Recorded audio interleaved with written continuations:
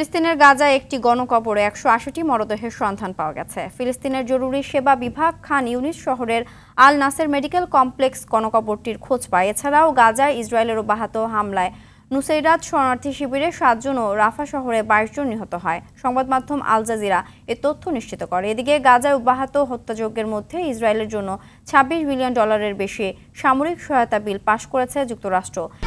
১, ২, ৩ ঢাকায় জমি জিতে নিন ১০০% ক্যাশব্যাক সহ ২০ কোটি টাকার পুরস্কার। ইসরায়েলকে সহায়তা দেওয়ার বিল পাশের নিন্দা জানিয়েছে ফিলিস্তিনের প্রতিরোধ সংগঠন হামাস।